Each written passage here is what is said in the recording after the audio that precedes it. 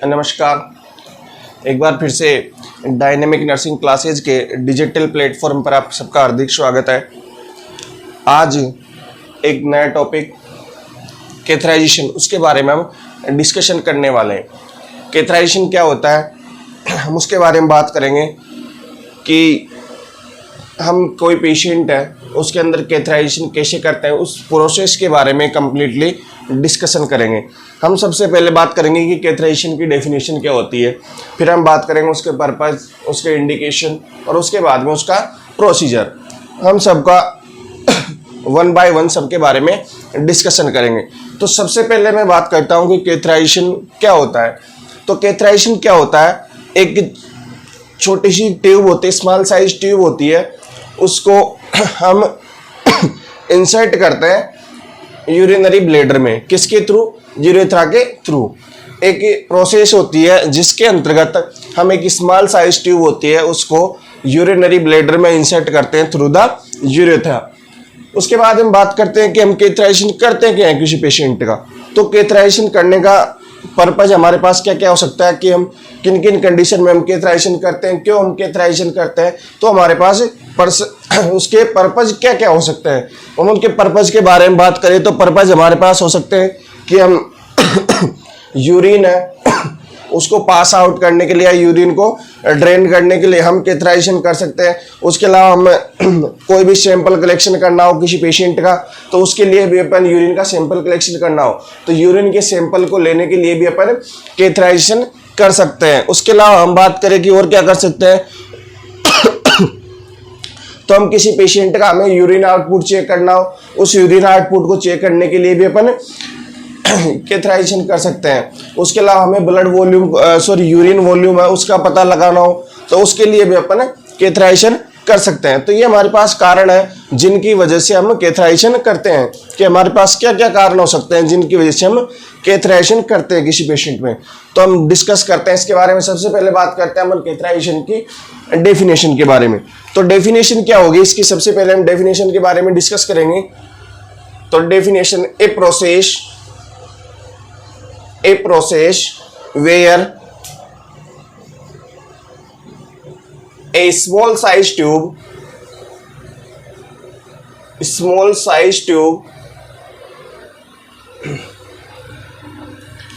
insert to the urinary bladder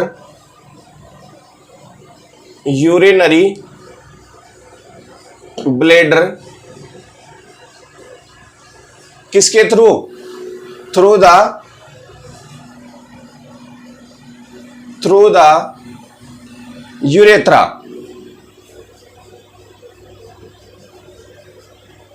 तो definition क्या कहना चाह रहे हैं कि एक स्मॉल साइज की ट्यूब होती है उसको इंसर्ट करते हैं अपन यूरिनरी ब्लैडर में। किसके थ्रू?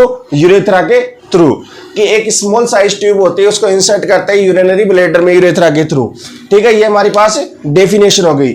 उसके बाद में हम बात करते हैं कि इसके पर्पज कौन कौन से हो सकते हैं। तो पर्पज जैसे मैंने अभी बताया कि अपन यूरिन को ड्रेन आउट कर रहे हो, उसके लिए यूरिन पास आउट कराना हो किसी पेशेंट को, उसके लिए कर सकते हैं अपन। यूरिन का सैंपल कलेक्शन करना हो, हमें सैंपल लेना हो किसी पेशेंट से, उसके लिए अपन कर सकते हैं। उसके अलावा हम यूरिन का जो वॉल्यूम है उसको चेक करने के लिए, यूरिन आउटपुट चेक करने के लिए हम इन सबके लिए पेशेंट का कैथराइजेशन कर सकते हैं। तो हम बात करते हैं नेक्स्ट इसके पर्पज के बारे में। तो हमारे पास पर्पज क्या क्या होंगे इसके।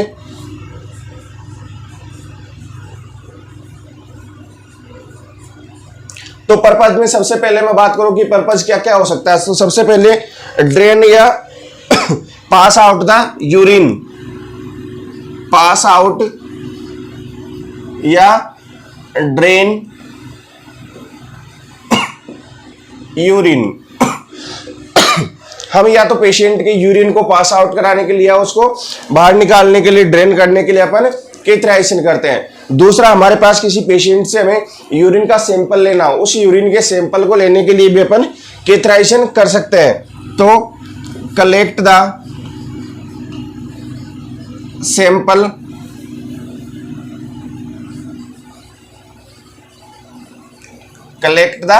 सैंपल।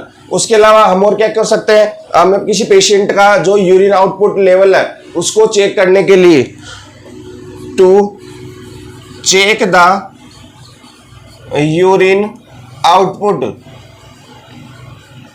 कि पेशेंट एक दिन में या 24 घंटे के अंदर कितना यूरिन पास कर रहा है, कितना यूरिन बाहर निकाल रहा है, उस यूरिन के आउटपुट का पता लगाने के लिए।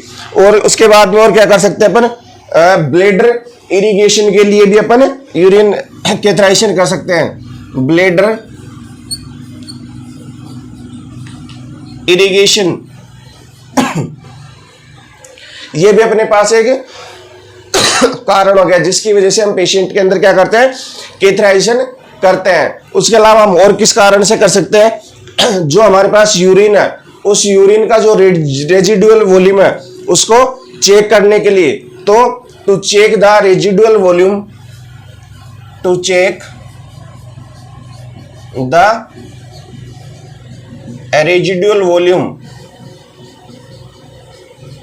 जो रेजिडुअल वॉल्यूम है उसको चेक करने के लिए भी अपन कैथराइजेशन कर सकते हैं। तो ये हमारे पास पर्पज हो गए, पहला पास आउट या ड्रेन द यूरिन, उसके बाद में कलेक्ट द सैंपल, उसके बाद में चेक यूरिन आउटपुट, फिर ब्लड इरिगेशन, और एक रेजिडुअल वॉल्यूम है उसको चेक करने के लिए अपन पेशेंट के अंदर क्या करते हैं, कैथराइजेशन करते हैं।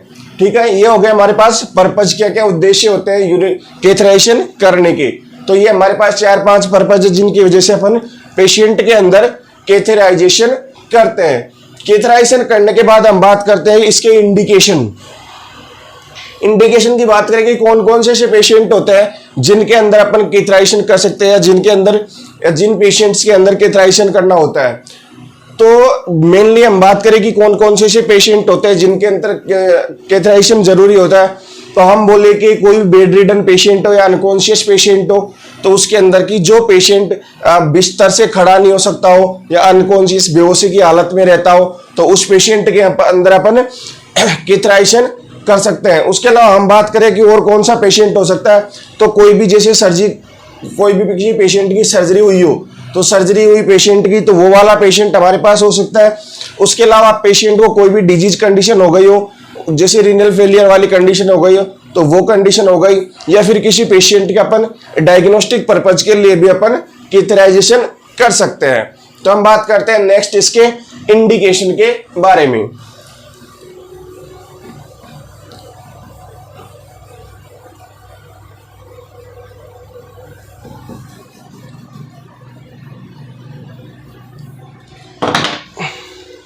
इंडिकेशन के बारे में बात करते हैं हम कि कैथराइजेशन के इंडिकेशन। तो सबसे पहले कोई भी सर्जिकल पेशेंट हो उसके लिए, तो पहला सर्जिकल पेशेंट, उसके बाद में लॉन्ग टाइम बेड रिडन या फिर अनकॉन्शियस पेशेंट अपन बोल सकते हैं।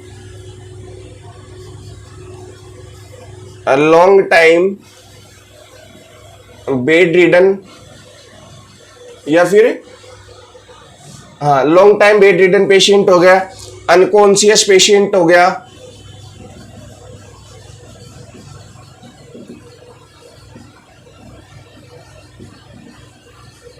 या फिर अपन कोई डिजीज कंडीशन हो, उस डिजीज कंडीशन के लिए भी कैथराइजेशन कर सकते हैं। जैसे रीनल फेलियर हो गया हमारे पास, तीसरा हो गया अपने पास डिजीज कंडीशन, ठीक है। और उसके अलावा अपन किसी पेशेंट की डायग्नोस्टिक पर्पज के लिए भी कैथराइजेशन कर सकते हैं। तो डायग्नोस्टिक पर्पज के लिए,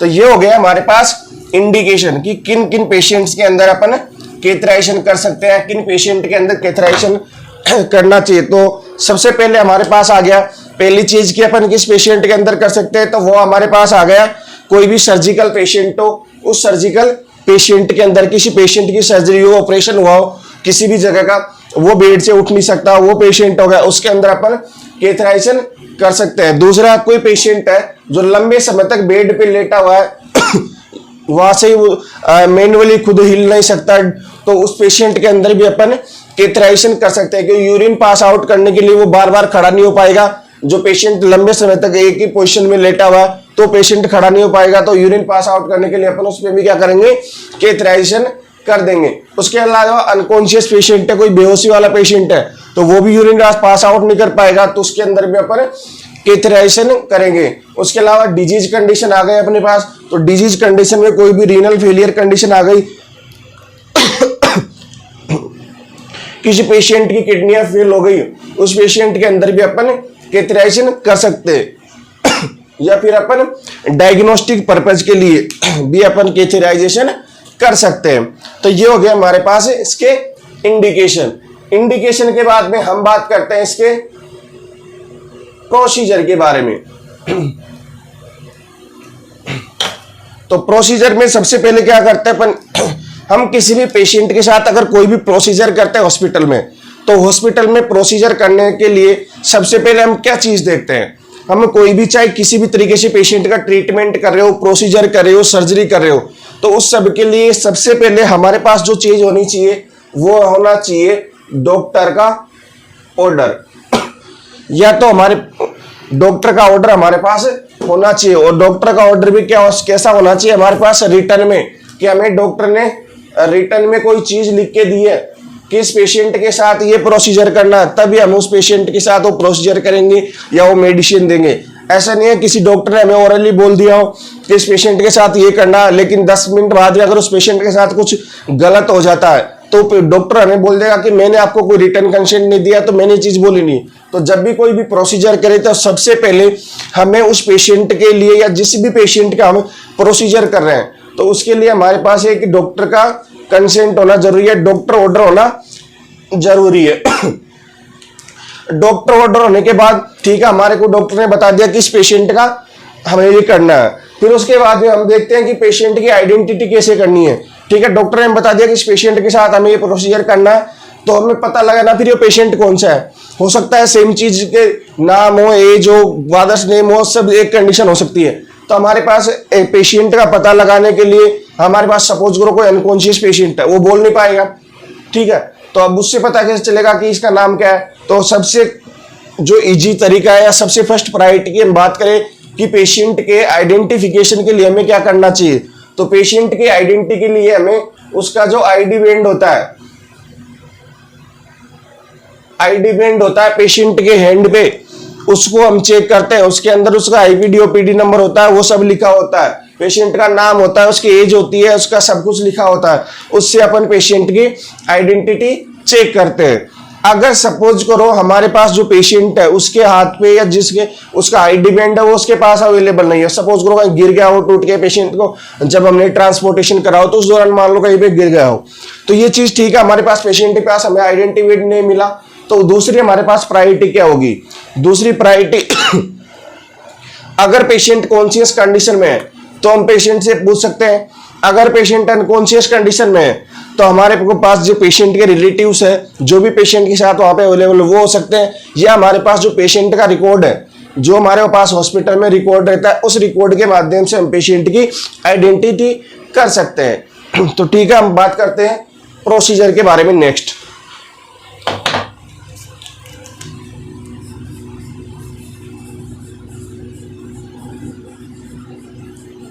तो प्रोसीजर में सबसे पहली चीज क्या करेंगे, जैसे मैंने भी बताया आप लोगों को कि हमारी फर्स्ट प्रायोरिटी क्या है। सबसे पहले हम जो भी प्रोसीजर करेंगे, जो भी चीज करेंगे पेशेंट के साथ, तो उस चीज को करने के लिए हमारे पास डॉक्टर ऑर्डर होना जरूरी है। हम हॉस्पिटल में एज ए नर्स काम कर रहे हो और नर्स के पास ऐसी खुद के मन से करने वाली कोई भी चीज नहीं है कि मैं ये अपने मन से पेशेंट के साथ कर दूं। जब तक हमें डॉक्टर कोई भी ऑर्डर नहीं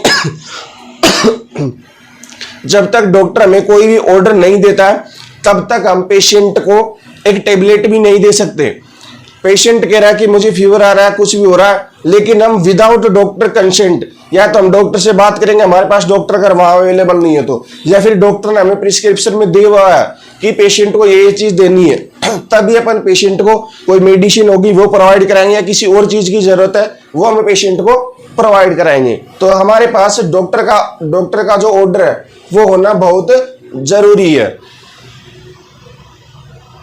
तो सबसे पहले हम बात करते हैं चेक द डॉक्टर ऑर्डर।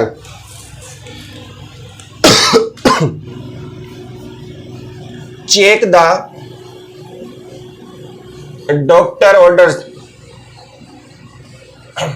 जो पहला काम हमारा हॉस्पिटल में किसी पेशेंट के साथ करने का वो क्या है, जो डॉक्टर ऑर्डर है उसको चेक करने का।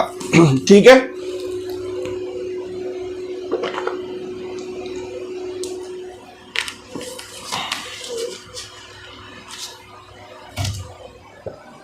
उसके बाद में हमारे पास डॉक्टर का ऑर्डर आ गया। फिर सेकंड चीज हमारे पास जो पेशेंट है उसकी आइडेंटिटी करने का, कि राइट पेशेंट की आइडेंटिफाई करने का। तो सेकंड प्रायोरिटी होगी हमारे पास आइडेंटिटी अबाउट राइट पेशेंट।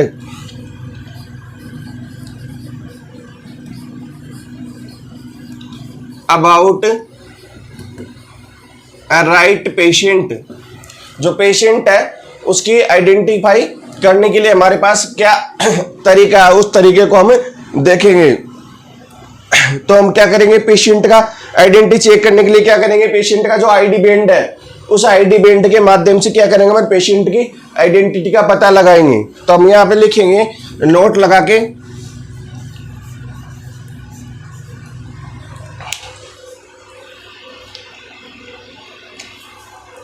कि ID band is most accurate ID band is most accurate technique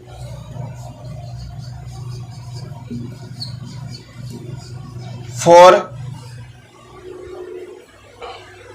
check the patient identity। जो हमारे पास आईडी बैंड है उस आईडी बैंड ये हमारे पास मोस्ट एक्यूरेट टेक्निक है पेशेंट की आइडेंटिटी का पता लगाने के लिए। ठीक है, उसके बाद में नेक्स्ट क्या करेंगे हम, अगर पेशेंट के हाथ में आइडेंटिटी बैंड नहीं है तो हमारे पास अगर पेशेंट के हाथ में आईडी बैंड नहीं है तो हमारे पास सेकंड प्रायोरिटी क्या होगी, पेशेंट का पता लगाने के लिए, राइट पेशेंट का पता लगाने के लिए कि कौन सा पेशेंट है जिसके साथ हमें ये प्रोसीजर करना है।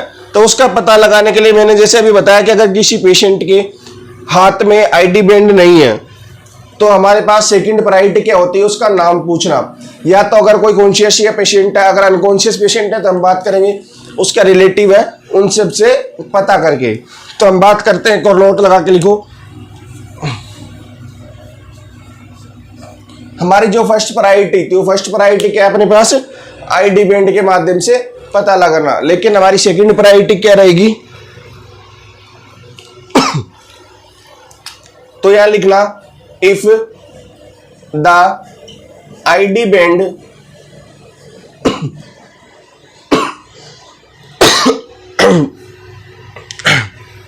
ID band missed then restating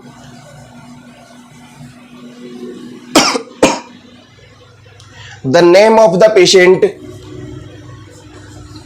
the name of the patient is second priority, is second most accurate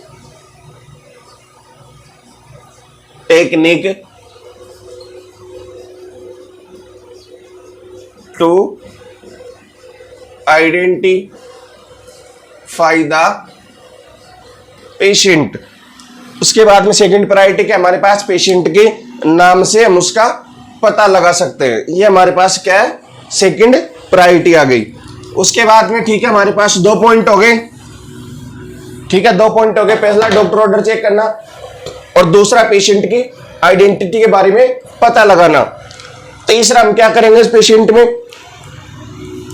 तो तीसरी कंडीशन होगी हमारे पास, जो प्रोसीजर कर रहे हैं हम पेशेंट के साथ उस प्रोसीजर को पेशेंट का जो पेशेंट है उसको एक्सप्लेनेशन करना। अगर पेशेंट अनकॉन्शियस है तो पेशेंट के साथ में जो रिलेटिव्स है उनको उस प्रोसीजर के बारे में बताना, ताकि उनके मन में जो फियर है, डर है, फियर एंजाइटी वो कम हो सके। तो एक्सप्लेनेशन अबाउट द प्रोसीजर। जो हम पेशेंट के साथ प्रोसीजर कर रहे हैं उस पेशेंट प्रोसीजर के बारे में पेशेंट या पेशेंट के रिलेटिव्स को बताना।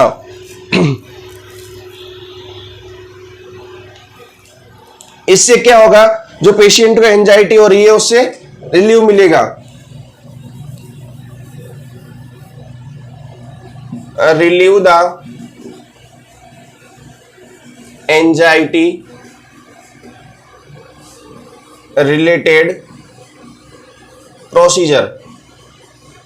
जो प्रोसीजर कर रहे हैं उससे रिलेटेड पेशेंट को कोई भी डर लग रहा हो तो मन में शंका रहती है कि किस क्या होगा, किस तरह का प्रोसीजर होगा, तो उस प्रोसीजर के बारे में हम पेशेंट को पहले ही बता देंगे। कुछ ना, एक छोटा सा प्रोसीजर, एक ट्यूब लेंगे, उसको जो हमारा यूरिन, जहां से यूरिन पास आउट करने उसके अंदर इंसर्ट कर देंगे, जिससे आपका पेशेंट है वो यूरिन पास आउट आसानी से कर सकेगा। ठीक है, ये हमारे पास प्रायोरिटी हो गई। ठीक है, हमने पेशेंट को क्या कर दिया, जो प्रोसीजर है वो एक्सप्लेनेशन कर दिया, हमने प्रोसीजर के बारे में पेशेंट को बता दिया। उसके बाद में हमारे पास नेक्स्ट प्रायोरिटी क्या है कि पेशेंट को जो हमने प्रोसीजर एक्सप्लेनेशन करा उसके बाद में जो पेशेंट है उस पेशेंट से हम क्या लेंगे कि रिटर्न कंसेंट। रिटर्न कंसेंट लेने का मतलब ये होता है कि हमारी जो भी लीगल डॉक्यूमेंटेशन होता है वो हमें उस पर पेशेंट या पेशेंट के जो भी रिलेटिव्स है उसका उस पर सिग्नेचर करवाएंगे।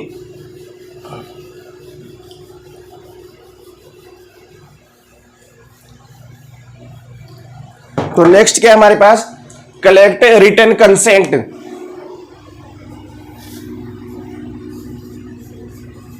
Collect return consent. जो हम रिटर्न कंसेंट लेंगे उस रिटर्न कंसेंट को या तो हम पेशेंट या फिर पेशेंट के जो रिलेटिव्स है उनके लिए उनसे हम ले लेंगे। अगर पेशेंट कॉन्शियस कंडीशन में तो हम पेशेंट से ले लेंगे, या फिर हमारे पास जो पेशेंट के रिलेटिव्स है उनसे अपन रिटर्न कंसेंट कर लेंगे। रिटर्न कंसेंट के बाद में नेक्स्ट हम जो भी प्रोसीजर करें उस प्रोसीजर से रिलेटेड हमको जो आर्टिकल्स की जरूरत है वो अपन आर्टिकल कलेक्ट करेंगे। तो नेक्स्ट हमारे पास कलेक्ट आर्टिकल।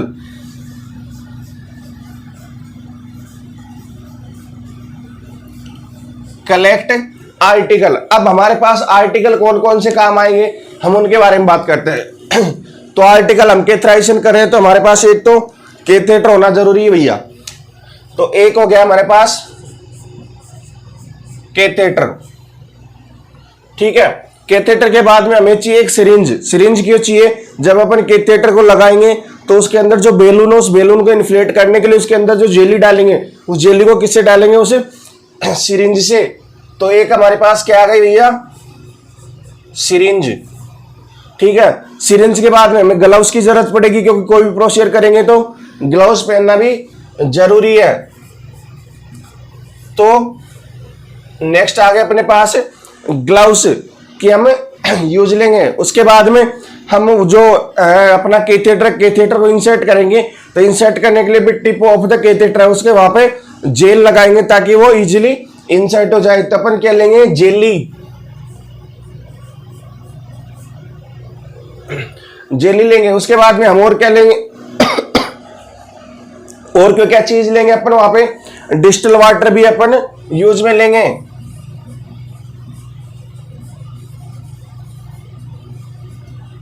Distil water. ठीक है, डिस्टिल वाटर के बाद में हम क्या लेंगे, बीटाडीन, क्योंकि जो साइट है उसको क्लीन करने के लिए।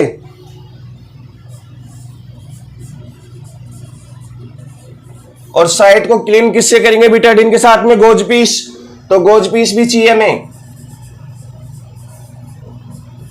ठीक है, और क्या क्या आर्टिकल्स हमें काम आएंगे इसके लिए,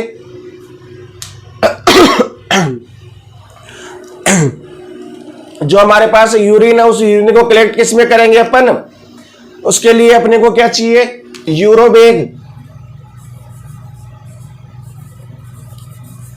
ठीक है, यूरोबैग की हमें जरूरत पड़ेगी। और उसके अलावा हम कोई भी प्रोसीजर करते हैं चाहे छोटा हो चाहे बड़ा हो तो एक चीज हमारे पास सबसे हमेशा काम आती है वो है किडनी ट्रे।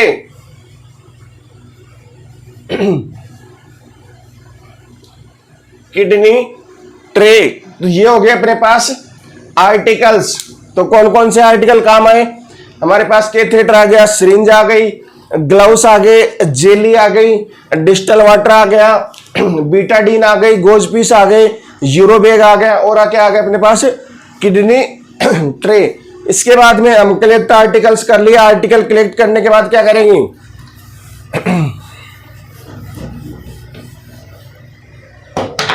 आर्टिकल कलेक्ट करने के बाद हम पेशेंट के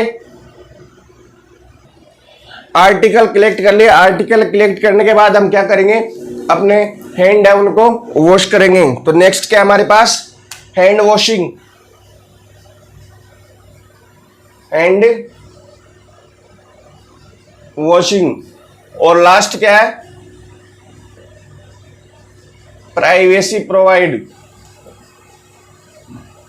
अरे कोई भी पेशेंट हो, हम वो प्रोसीजर उसके साथ अगर कैथराइजेशन प्रोसीजर कर रहे हैं तो कैथराइजेशन के लिए उस पेशेंट को प्राइवेसी तो प्रोवाइड कराएंगे ना। ऐसे थोड़े कि हम खुले में कोई भी प्रोसीजर उस पेशेंट के साथ कर लेंगे। तो हमारे को उस पेशेंट को क्या करना है? जो प्राइवेसी है वो प्रोवाइड करानी है। ठीक है, ये हो गया हमारे पास प्रोसीजर कि क्या क्या चीजें अपन करेंगे। सबसे पहले हमने क्या करा? जो डॉक्टर ऑर्डर है उसको चेक किया। डॉक्टर ऑर्डर चेक करने के बाद हमने नेक्स्ट चीज क्या करी? डॉक्टर ऑर्डर को चेक करने के बाद हमने पेशेंट है उस पेशेंट को पेशेंट की आइडेंटिटी के लिए अपन पेशेंट के आईडी बैंड, या फिर हमारे पास नेक्स्ट जो सेकंड प्रायोरिटी वो क्या होती है? सेकंड प्रायोरिटी हमारे पास पेशेंट की जो नाम है उसका पता लगाकर। और तीसरी हमारे पास क्या था प्रोसीजर के अंदर? कि हम जो पेशेंट है उस पेशेंट को उस प्रोसीजर के बारे में एक्सप्लेनेशन करना। एक्सप्लेनेशन करने के बाद में चौथा हमारे पास था जो पेशेंट है उस पेशेंट से क्या करेंगे? अपन रिटर्न कंसेंट कलेक्ट करेंगे। रिटर्न कंसेंट कलेक्ट करने के बाद हम क्या करेंगे? नेक्स्ट जो आर्टिकल्स हमें आर्टिकल्स यूज में आने उन आर्टिकल्स को कलेक्ट करेंगे। आर्टिकल कौन कौन से आए? अपने पास कैथेटर आ गया, सिरिंज आ गई, उसके अलावा गोज पीस आ गया, बीटाडीन आ गया, यूरोबैग आ गया, किडनी ट्रे आ गई, वो सब हमारे पास आर्टिकल्स आ गई। ठीक है, उसके बाद में नेक्स्ट क्या करे थे? अपने जो हाथ है उनको वॉश किए और क्या करा? पेशेंट को प्राइवेसी प्रोवाइड कराई। नेक्स्ट बात करते हैं अपन कैथेटर्स के टाइप के बारे में कि हमारे पास कौन कौन से कैथेटर्स है। तो हम बात करते हैं टाइप ऑफ कैथेटर।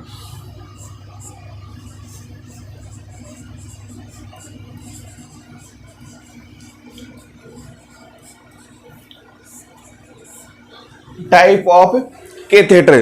तो हम टाइप ऑफ कैथेटर में सबसे पहले बात करते हैं कर्व कैथेटर के बारे में। कौन सा? पहला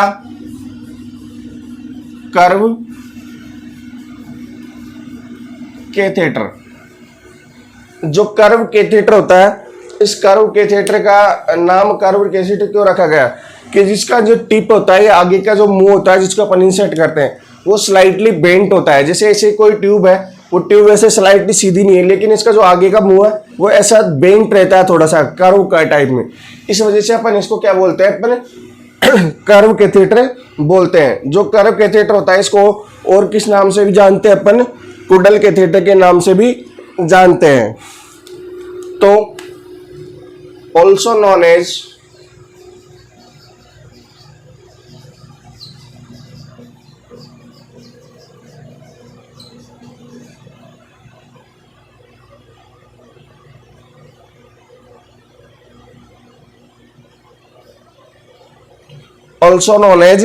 कुडल कैथेटर। मैंने बताया कि इसको कुडल के कैथेटर को कर्व कैथेटर क्या बोलते हैं? कि जो इसकी जो टिप होती है वो स्लाइटली क्या होती है? बेंट, यानी कि घुमी हुई होती है। इस कारण से अपन इसको कौन सा कैथेटर बोलते हैं? Curve catheter. तो बात करते हैं इसके बारे में। टिप ऑफ कैथेटर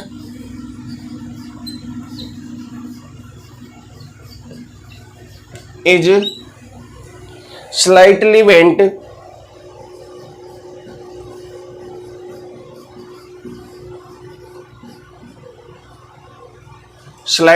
जो उसका ऊपर का हिस्सा होता है वो क्या होता है? घुमा हुआ होता है।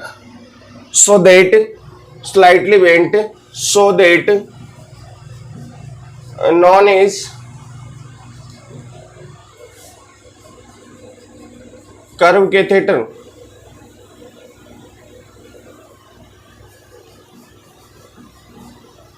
Curve catheter.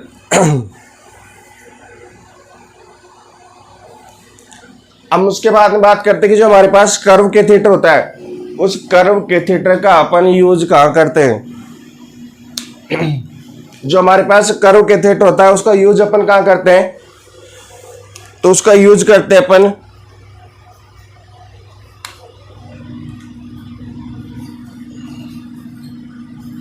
हुडल या curve catheter use during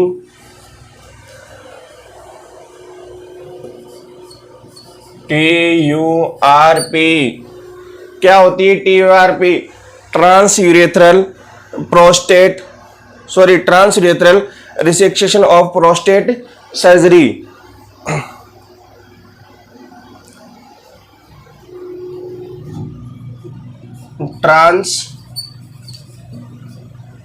transurethral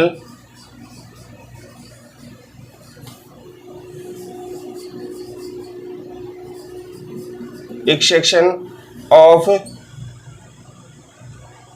prostate surgery, transurethral resection of prostate surgery, वहां पे अपन इसका यूज करते हैं। ठीक है, ये हो गया अपने पास कर्व कैथेटर। उसके बाद में कर्व के बाद क्या बात करते हैं अपन, दूसरा हमारे पास कौन सा है, तो दूसरा हमारे पास है पिगटेल कैथेटर। जो पिगटेल कैथेटर होता है अपने पास, उस पिगटेल कैथेटर को अपन जो भी ओपन रीनल सर्जरी करते हैं अपन, उस ओपन रीनल सर्जरी के अंदर काम में लिया जाता है।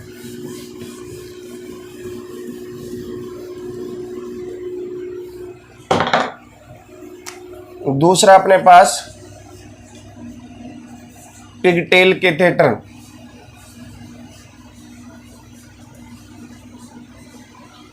Use in open renal surgery.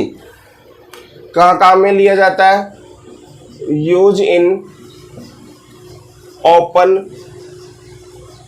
Renal surgery, या इसको अपन और क्या बोल सकते हैं, नेफ्रोटोमी, ओपन रीनल सर्जरी या नेफ्रोस्टोमी, क्या बोल सकते हैं अपन इसको, और नेफ्रोटोमी। ठीक है, कौन सा कैथेटर हमारे पास, ये पिगटेल कैथेटर। पिगटेल कैथेटर को अपन कहाँ यूज में लेते हैं, जब भी अपन को कोई भी ओपन रीनल सर्जरी करनी हो या नेफ्रोटोमी करनी हो किसी पेशेंट की, तब अपन कौन सा कैथेटर यूज में लेते हैं, पिगटेल कैथेटर। ठीक है, उसके बाद हम बात करते हैं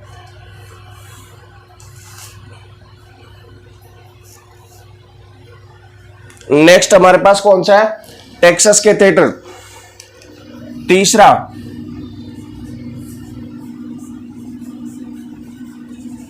Texas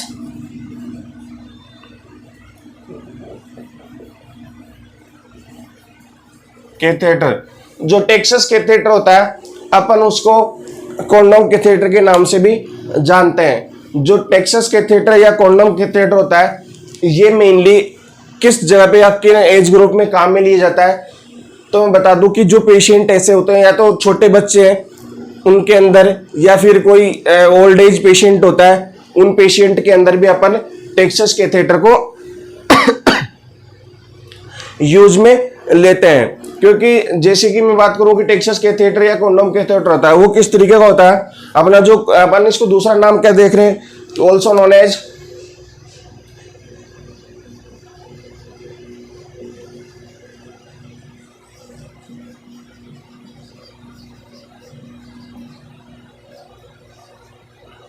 known as condom catheter. हम इसलिए यूज कर रहे हैं, कोई भी पेशेंट जो बार बार ड्रिबलिंग ऑफ यूरिन, बार बार यूरिन पास आउट कर रहा हो, या फिर न्यूनेट या छोटे बच्चे रहते हैं उनके अंदर, या फिर जो ओल्ड एज पेशेंट रहते हैं उनके अंदर अपन इसको यूज में लेते हैं। जो हमारे पास टेक्सस कैथेटर होता है वो टेक्सस किसका बना होता है? सिंथेटिक रबर का बना होता है।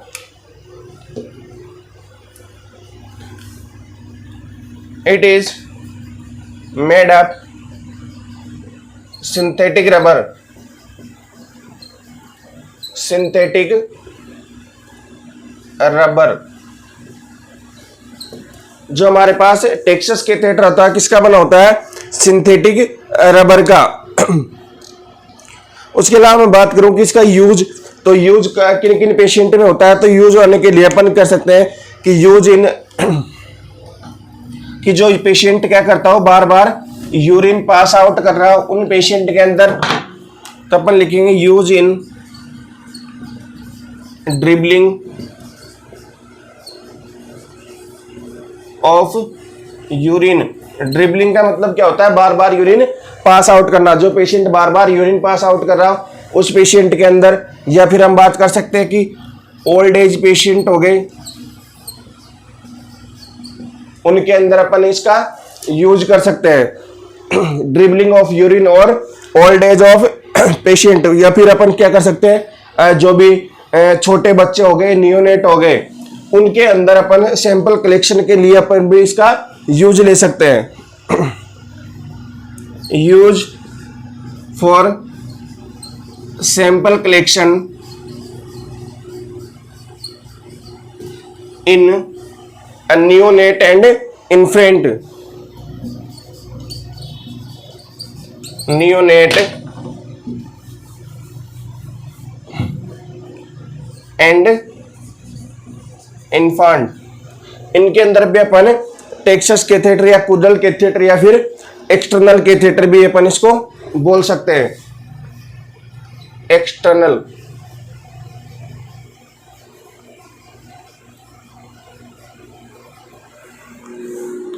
ठीक है, तो इसका यूज कहाँ लिया अपने? Use in dribbling of urine. जो पेशेंट बार बार यूरिन पास आउट कर रहा है उस पेशेंट के अपन भी इसको यूज में ले सकते हैं। उसके अलावा जो ओल्ड एज पेशेंट है हमारे पास, उसके अंदर अपन इसको यूज में ले सकते हैं। या फिर अपन use for sample collection in neonate and infant. जो हमारे पास इन्फेंट है या नियोनेट है उनके अंदर सैंपल कलेक्शन के लिए भी अपन इसका यूज कर सकते हैं। ठीक है, ये हो गया अपने पास टेक्सस कैथेटर। उसके बाद में हम बात करते हैं फोलिस कैथेटर, जो सबसे ज्यादा क्लिनिकल में यूज लिया जाता है। कोई पूछे कि आपको कि सबसे ज्यादा क्लिनिकल प्रैक्टिस में कौन सा कैथेटर यूज में लिया जाता है, तो उस कैथेटर का नाम है फोलिस कैथेटर। ठीक है, कौन सा कैथेटर यूज में लिया जाता है? फोलिस कैथेटर। जो फोलिस कैथेटर होता है अपने पास, वो फोलिस कैथेटर हमारे पास 3 प्रकार के होते हैं। 3 प्रकार के, यानी कि single lumen catheter, double lumen catheter और ट्रिपल ल्यूमन कैथेटर। फोलिस कैथेटर जो हमारे पास फोलिस कैथेटर है उसमें 3 ल्यूमन के अलग अलग कैथेटर है। सिंगल ल्यूमन में देखा होगा कि आपने, जो ट्यूब है हमारी, ठीक है, जो हमारी ट्यूब है उस ट्यूब में क्या रहता है? एक सिंगल ल्यूमन रहता है, एक सिंगल मुंह रहता है। डबल ल्यूमन में क्या होता है? 2 रहते हैं। और ट्रिपल ल्यूमन में क्या होता है? 3 ल्यूमन रहते हैं। जो अपन सिंगल ल्यूमन है, डबल ल्यूमन है, ट्रिपल ल्यूमन है, उनका यूज कहाँ करते हैं, किस किस कंडीशन में करते हैं, उसके बारे में हम बात करते हैं। तो हम बात करेंगे फोलिस कैथेटर के बारे में।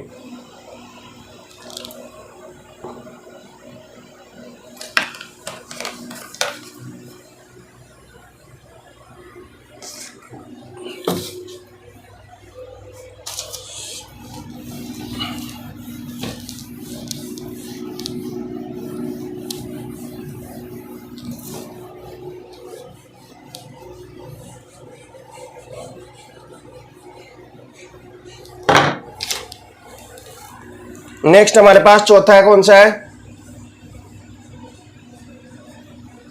फोलिस कैथेटर। अब हम बात करते हैं फोलिस कैथेटर के बारे में। फोलिस कैथेटर होता है वो किस किस का बना होता है? 2 मटेरियल से मिलकर बना होता है। एक तो होता है हमारे पास लेटेक्स और एक होता है हमारे पास सिलिकॉन। इन 2 मटेरियल से मिलकर अपने पास क्या होता है? जो सिलिकल कैथेटर होता है वो सॉरी फोलिस कैथेटर होता है वो बना होता है, किस किस से मिलकर बना होता है, लेटेक्स और सिलिकॉन से मिलकर हमारे पास जो फोलिस कैथेटर है वो बना हुआ होता है। फिर उसके बाद में हम बात करते हैं कि जो फोलिस कैथेटर होता है वो most common use in clinical practice, most common use in clinical practice. जो फोलिस कैथेटर होता है हमारा वो सबसे ज्यादा क्लिनिकल प्रैक्टिस में यूज में लिए जाने वाला कैथेटर है। उसके बाद में हम बात करते हैं इसके टाइप के बारे में कि जो हमारे पास फोलिस कैथेटर है इसके टाइप कौन कौन से हैं। तो सबसे पहले हम बात करेंगे सिंगल ल्यूमन के बारे में। जो हमारे पास सिंगल ल्यूमन कैथेटर है उसके बारे में हम बात करेंगे। सिंगल ल्यूमन कैथेटर, तो सिंगल ल्यूमन कैथेटर होता है, ये क्या होता है, कोई पेशेंट है, उस पेशेंट में टेम्परेरी यूरिन पास आउट करना हो, किस पे क्या करना हो, किसी पेशेंट के अंदर क्या करना हो, हमें टेम्परेरी यूरिन पास आउट या ड्रेन द यूरिन करना हो, उसके लिए अपन काम में लिया जाता है कि हमें कि आज 1 घंटे के लिए 2 घंटे के लिए उसके लिए काम में लेते हैं। तो वो गया अपने पास टेम्परेरी कि काम चला, वो गया अपने पास single lumen catheter. Use for temporary urine pass out या ड्रेन द यूरिन। जो सिंगल ल्यूमन हमारे पास कैथेटर है उस कैथेटर का यूज कहां लिया जाता है, अपने को हमारे पास जो सिंगल ल्यूमन कैथेटर है उस सिंगल ल्यूमन का यूज कहां लिया जाता है, use for temporary pass out या ड्रेन द यूरिन। जो हम किसी पेशेंट के लिए टेम्परेरी टाइम के लिए लगाते हैं, 1 घंटा 2 घंटा या इसके लिए अपन लगाते हैं। उसके बाद में हम दूसरा बात करते हैं कि जो डबल ल्यूमन कैथेटर होता है, दूसरा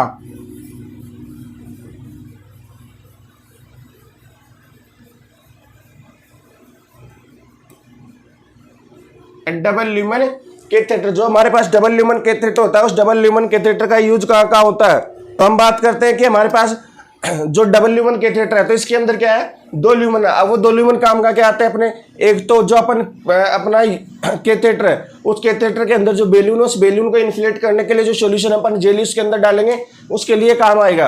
और दूसरा हमारे पास जो ल्यूमन है उसके अंदर क्या करेंगे अपन, जो यूरिन हमारे पास ड्रेन हो रहा है, पास आउट हो रहा है, उसके लिए अपन यूज में लेंगे। तो 1 lumen is use for inflate the balloon and second is pass out the urine. तो हम लिखेंगे 1 lumen use for inflate the balloon and second lumen use in pass out the urine.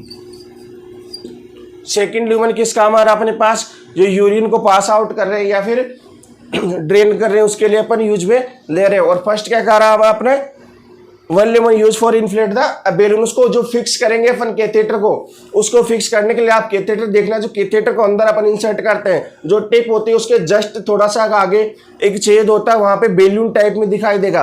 वो बैलून क्या काम आता है, जब अपन कैथेटर इंसर्ट करते हैं तो उस कैथेटर को इंसर्ट करने के बाद अपन पहले चेक करेंगे कि अपने पास जो कैथेटर वो फिक्स हो गया या नहीं हो गया। जब अपने पास ये पता चल जाता है कि कैथेटर फिक्स हो गया, फिक्स होने के बाद अपन उस कैथेटर को क्या करते हैं, फिक्सेशन करते हैं कि अब ये हिले डुले नहीं। तो उसके अंदर अपन जेली इंजेक्ट करते हैं, जो अपने पास 1 ल्यूमन है उसके अंदर जेली इंसर्ट करेंगे और उससे क्या होगा, वो बैलून क्या है, इन्फ्लेट हो जाएगा और वो जो हमारे पास कैथेटर है वो कैथेटर क्या हो जाएगा, फिक्स हो जाएगा। जो वो बैलून है उस बैलून के अंदर 5 से 10 ml तक अपन फ्लूइड है वो इंजेक्ट कर सकते हैं। तो उसके अपन इसको इन्फ्लेट करके उस कैथेटर को क्या कर देंगे, फिक्स कर देंगे, जिससे वो कैथेटर अगर पेशेंट कोई भी मूवमेंट करता है तो उस पेशेंट के मूवमेंट के साथ में वो कैथेटर है उसकी क्या होगी, एक्टिविटी या फिर वो वहाँ से निकलेगा नहीं। इसलिए अपन वो पेशेंट के अंदर इन्फ्लेट करते हैं बैलून को, 1 ल्यूमन है उसके अंदर। उसके बाद में हमारे पास तीसरा आता है, वो आता है ट्रिपल ल्यूमन कैथेटर। अब ट्रिपल ल्यूमन में जैसे हमने बात करी ट्रिपल ल्यूमन में, तो उसके अंदर क्या होता है, जो हमारा इन ल्यूमन है उस थर्ड ल्यूमन का क्या काम है अपने पास, उसके अंदर कोई भी सॉल्यूशन एडमिनिस्टर करना हो ब्लेडर के अंदर, उसके लिए अपन क्या काम लेते हैं, तीसरा ल्यूमन होता है वो काम में लेते हैं। तो मैं बात करूं थर्ड ल्यूमन कैथेटर के बारे में,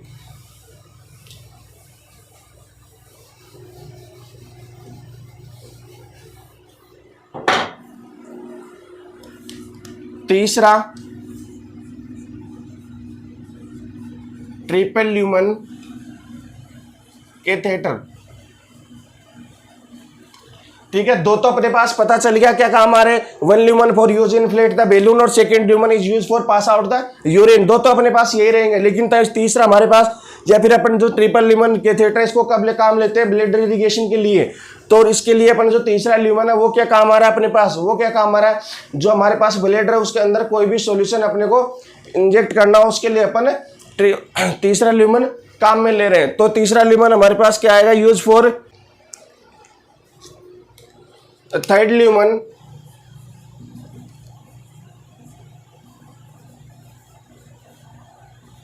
use for administer solution in the bladder, use for bladder irrigation। कब काम लेते हैं अपन triple lumen catheter, bladder irrigation के लिए। तो ये हो गया अपने पास फोलिस कैथेटर के टाइप। ठीक है, तो हमारे पास चार तरह के कैथेटर आ गए। सबसे पहले हमने बात करा करो कैथेटर, उसके बाद पिगटेल कैथेटर, फिर हमने बात करा टेक्सस कैथेटर, और उसके बाद में बात करा हमने फोलिस कैथेटर। फोलिस कैथेटर में हमने तीन कैथेटर के बारे में बात करा, first lumen, one lumen, second lumen या फिर ट्रिपल ल्यूमन। ठीक है, यहाँ तक सबको समझ में आएगा आई होप। इसके बाद में हम बात करेंगे जो कैथेटर की साइज होती है कि कौन कौन सी पेशेंट में, मेल हो फीमेल हो, बच्चे हो इन्फेंट हो, उनके अंदर कौन कौन सा जो साइज होता है कैथेटर का वो अपन यूज में लेंगे, और इसका जो प्रोसीजर अपन वो सब बात करेंगे। तो उसके लिए अपन बात करेंगे सेकंड क्लास में। तब तक के लिए थैंक यू सो मच।